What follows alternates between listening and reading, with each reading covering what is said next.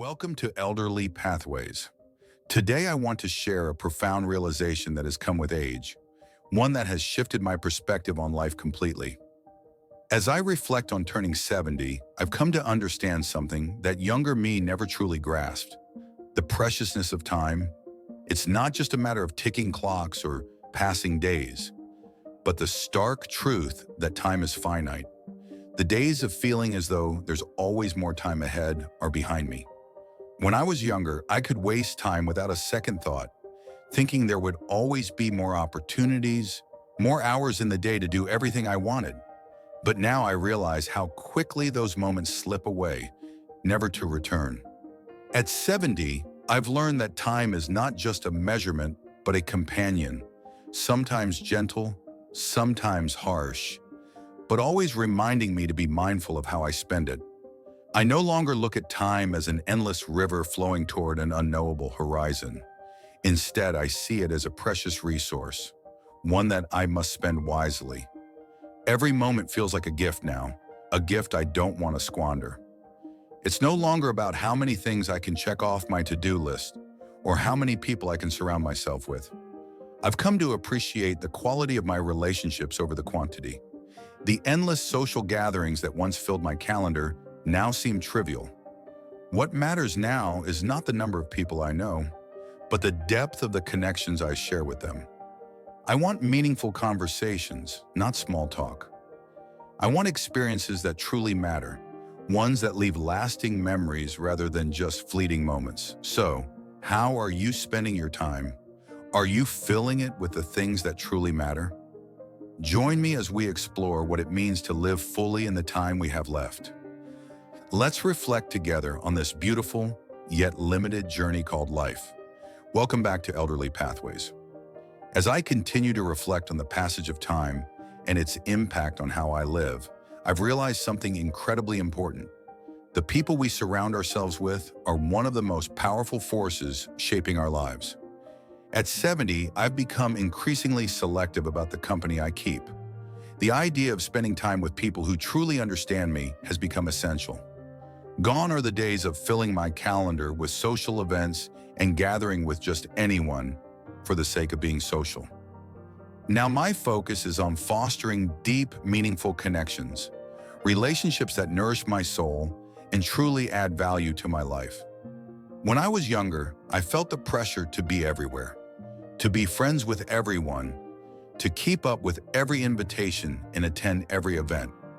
I was that person who would show up for every birthday, every dinner party, every community gathering, because I believed it was my duty to maintain those connections.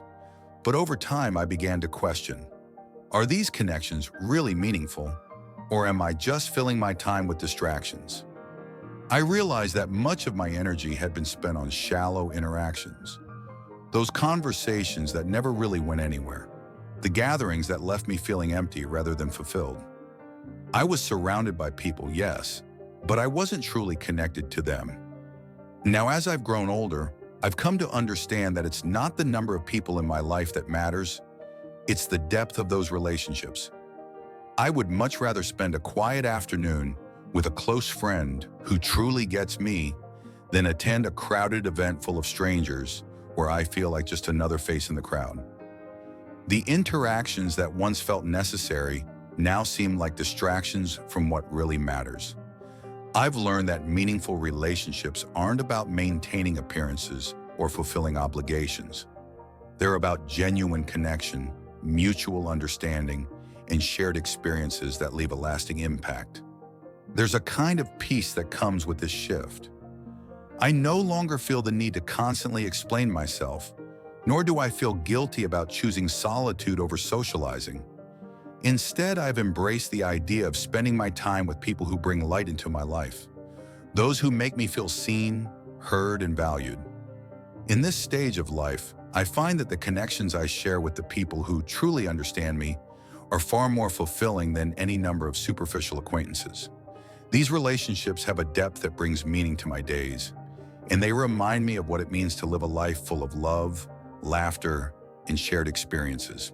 The beauty of choosing meaningful connections is that it frees me from the pressure to be everything to everyone. I no longer feel the need to perform or impress. I simply want to be myself in the company of those who appreciate me for who I am. It's not about being liked by everyone. It's about finding those few special people who accept and understand me completely. These relationships are a reflection of the kind of life I want to live, one that values authenticity, connection, and the genuine exchange of love and support. So as I move forward into this chapter of life, I'm grateful for the friendships that have withstood the test of time. I've learned that the most valuable connections are the ones where there's mutual respect and understanding, where both parties can be themselves without fear of judgment. And while it's true that some relationships fade away as time passes, I've come to accept that this is part of life's natural course. The important thing is that the connections I choose to nurture are the ones that truly matter. What about you?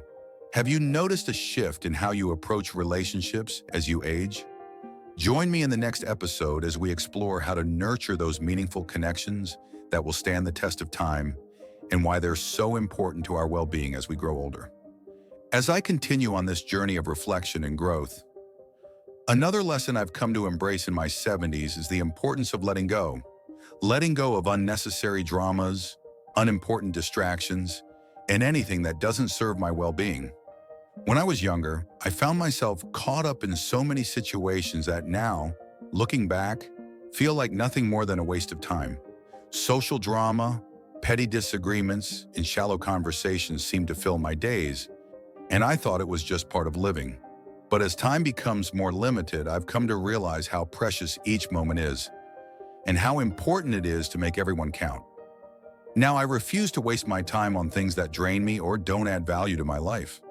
The constant back and forth of meaningless drama, the gossip, the trivial conflicts, they just don't hold the same weight for me anymore. In the past, I would get involved in every little issue, try to please everyone, or be part of every conversation, even if it didn't really interest me.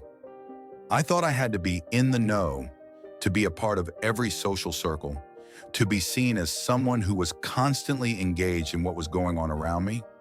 But with age comes the understanding that not everything deserves my attention. In my 70s, I've learned to choose my battles wisely. Life is far too short to get tangled in unnecessary drama. When I think about how I want to spend my time, it's clear to me now that my energy is better spent on things that truly matter. What matters most to me now are my health, my passions, and the relationships that bring me joy and fulfillment. I focus on nurturing those things that contribute to my peace of mind and well-being. If something doesn't add to my life or is taking away from the things I hold dear, I've learned to let it go.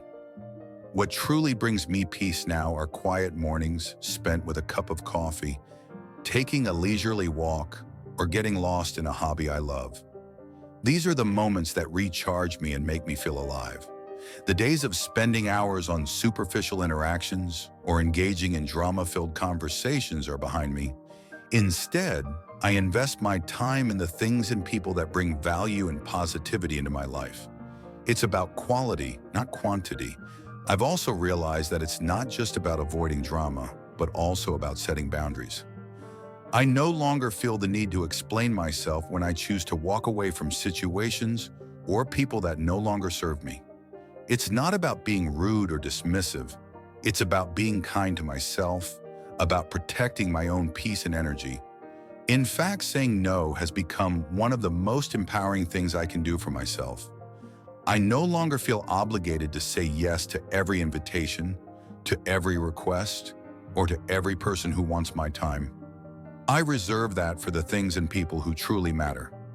This shift in focus has brought a profound sense of freedom. I no longer feel weighed down by the pressures of social expectations or the fear of missing out. I've learned that it's okay to step back, to say no, and to give myself permission to just be. I choose to fill my life with things that nurture my soul, not drain it. And in doing so, I found a deeper sense of peace than I ever imagined was possible. So as I continue this journey, I encourage you to think about where you're spending your energy. Are you caught up in drama or distractions that don't serve you? What would it feel like to let go of the things that drain you and instead focus on what brings you joy, fulfillment, and peace. Join me in the next episode as we dive deeper into how we can prioritize what truly matters in life and why letting go is one of the most powerful things we can do as we age. If there's one thing I've come to truly appreciate in my 70s, it's the beauty of solitude. For many years, I associated being alone with loneliness. The idea of spending time by myself used to seem unbearable, as though solitude was something to avoid at all costs. But with age comes a new perspective, and I've learned that solitude is not loneliness. In fact, solitude has become one of my greatest sources of peace and contentment. Loneliness is an emptiness, a longing for connection that feels out of reach. It's that yearning for companionship, a sense of isolation that makes the world feel colder and more distant. But solitude, on the other hand, is a fullness. It's a peaceful state of being with yourself, where you find contentment in your own company. It's about savoring the quiet, listening to your own thoughts, and enjoying the stillness of the world around you.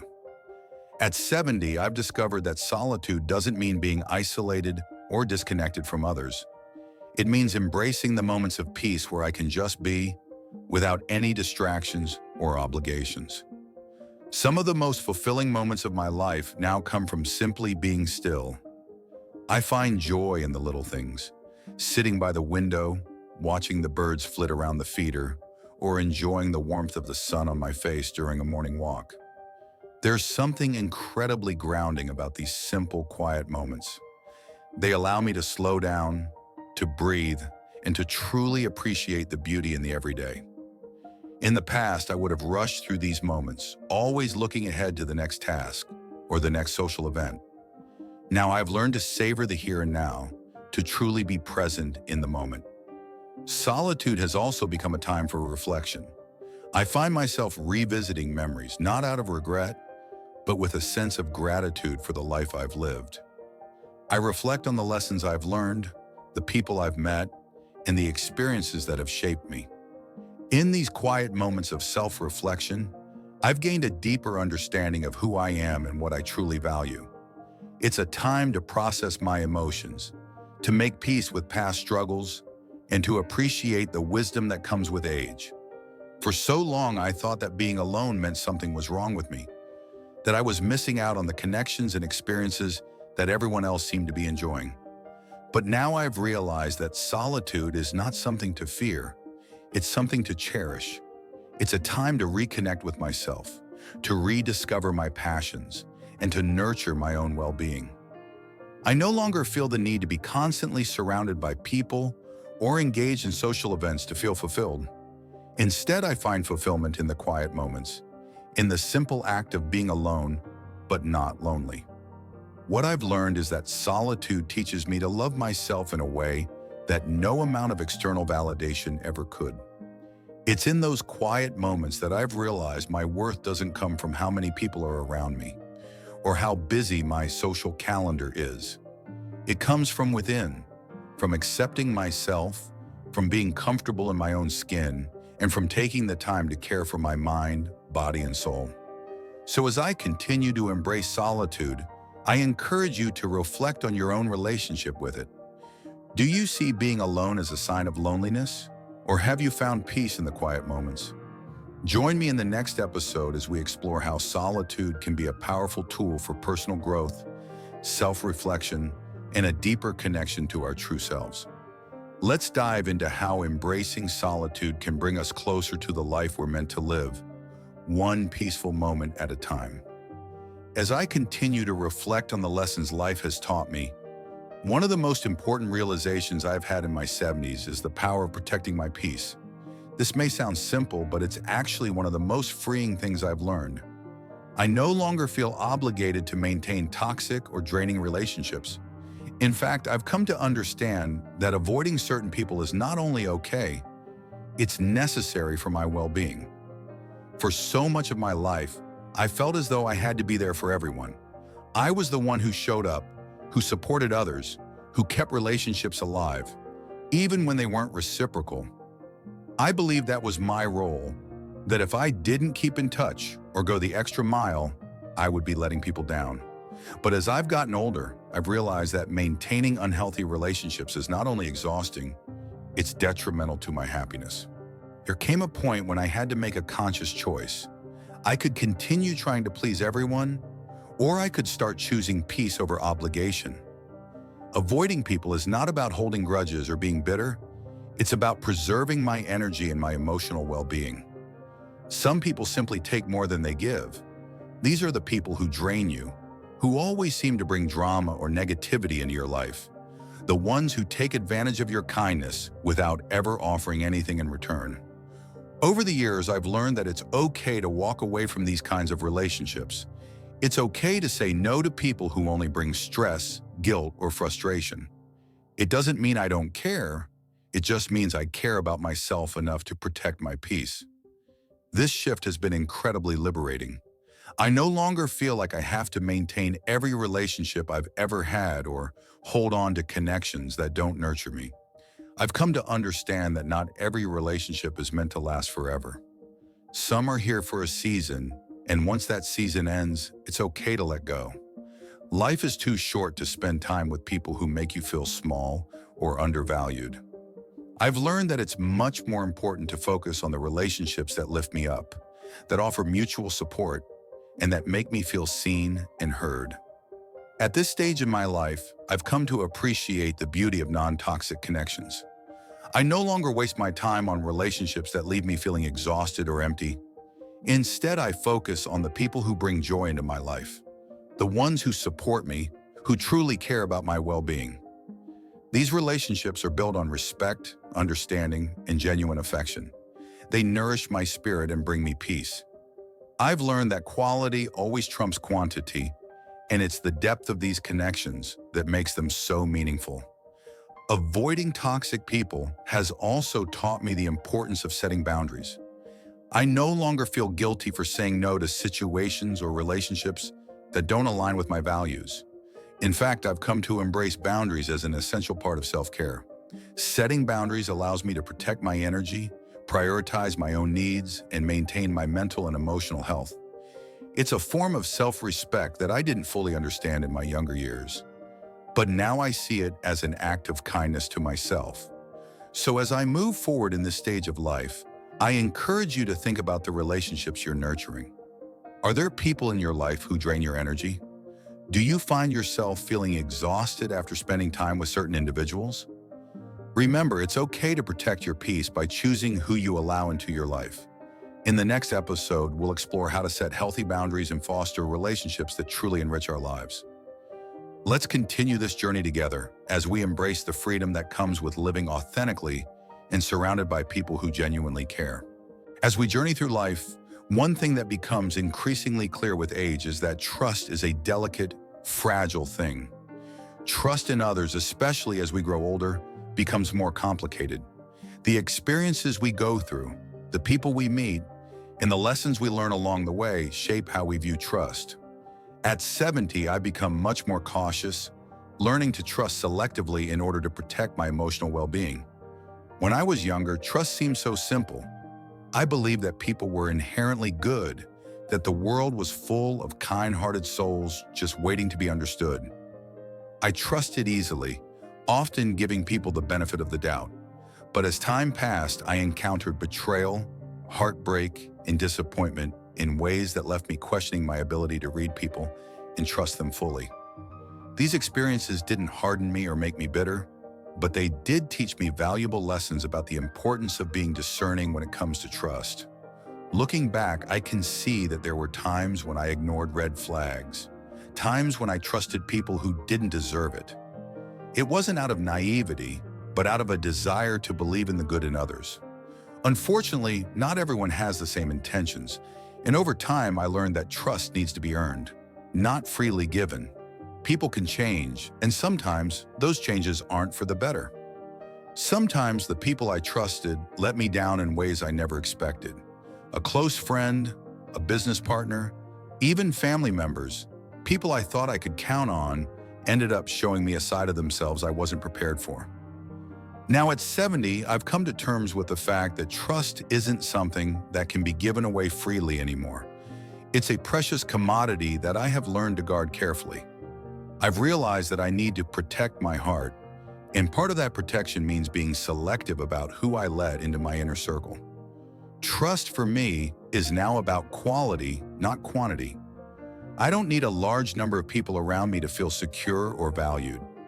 What I need are a few people who have earned my trust, people who have shown through their actions that they are worthy of it. Trust is also about listening to my instincts. I've learned to pay attention to that gut feeling I get when something doesn't feel right. In the past, I might have dismissed those feelings in the name of giving someone a chance. But now I trust my intuition more than ever. It's a skill I've honed over the years, knowing when to step back, when to give someone the benefit of the doubt, and when to keep my distance.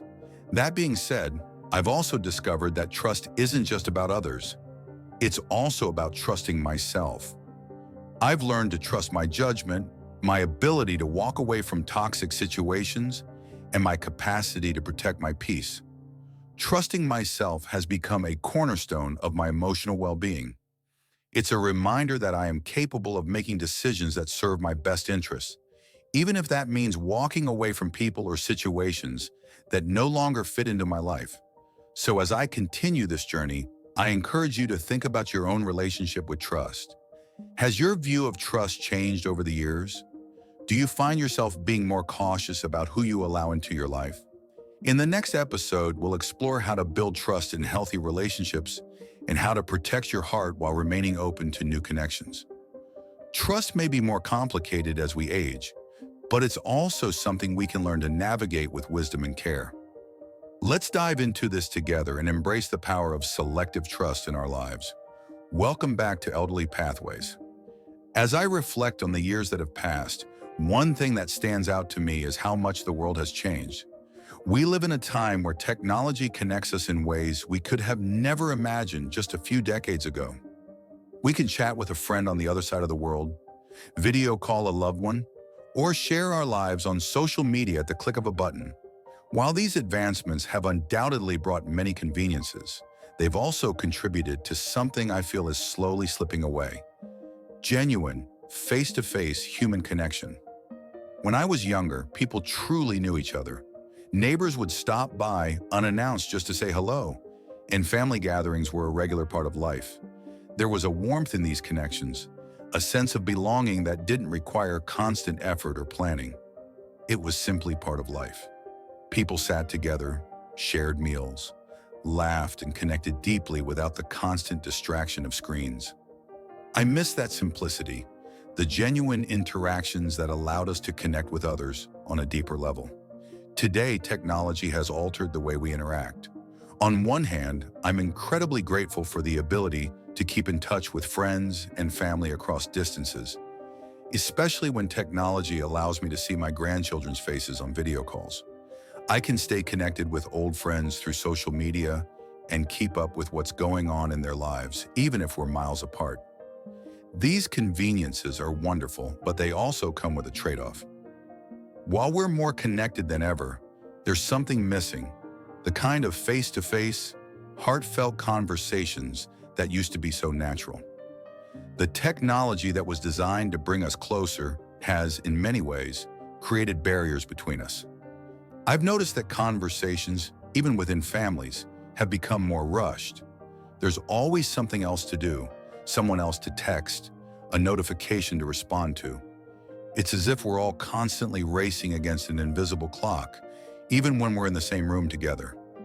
I remember a time when a conversation could unfold slowly, with no pressure to be somewhere else or move on to the next thing. Now, it often feels like we're in a hurry to wrap things up, to move on to the next task or topic.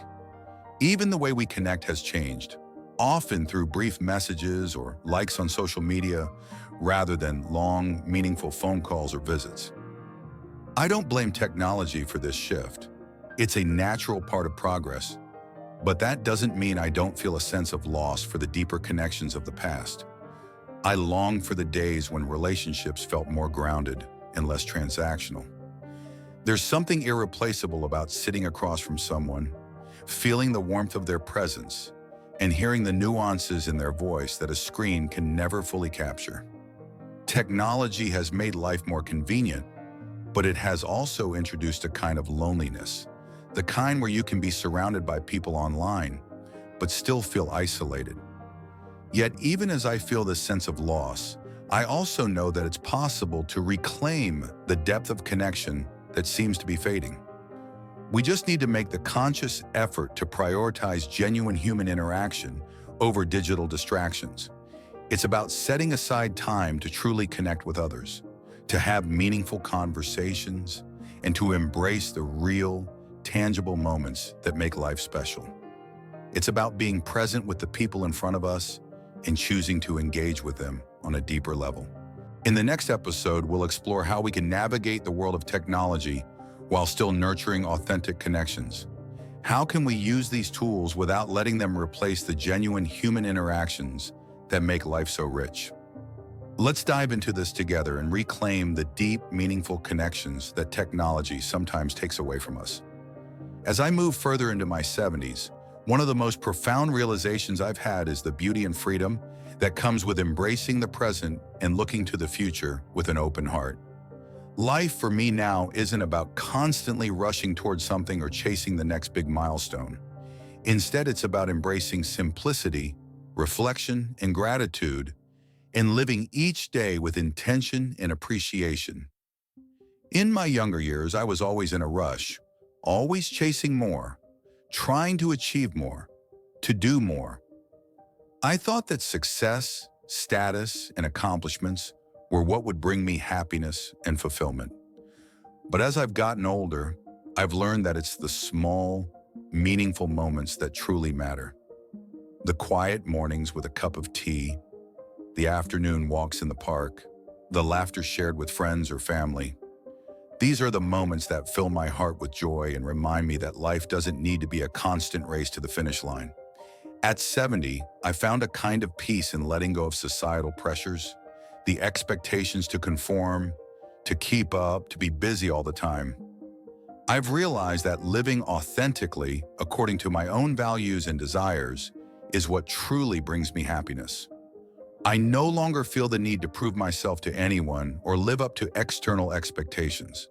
Instead, I focus on what brings me fulfillment and contentment, whether that's spending time with loved ones, pursuing a passion, or simply enjoying the quiet solitude of my own thoughts. Gratitude has become a key part of my life. I'm grateful for the experiences I've had, the people I've met, and the lessons I've learned along the way. Even the challenges and setbacks have taught me valuable lessons about resilience and growth.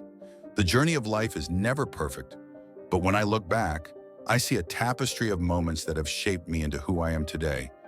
And for that, I am deeply thankful. So as I move forward into this new chapter of my life, I embrace the simplicity of each day, the reflection that comes with age, and the gratitude for everything that life has given me. I've found that in letting go of the need to constantly strive and achieve, I've gained a freedom I never expected. The freedom to be myself, to live authentically, and to prioritize my own well-being. If you're enjoying these reflections, please take a moment to like, share, and subscribe to Elderly Pathways. Together, let's continue to explore how we can embrace this stage of life with open arms, live authentically, and find joy in the little things. Thank you for being part of this journey, and I look forward to sharing more with you soon.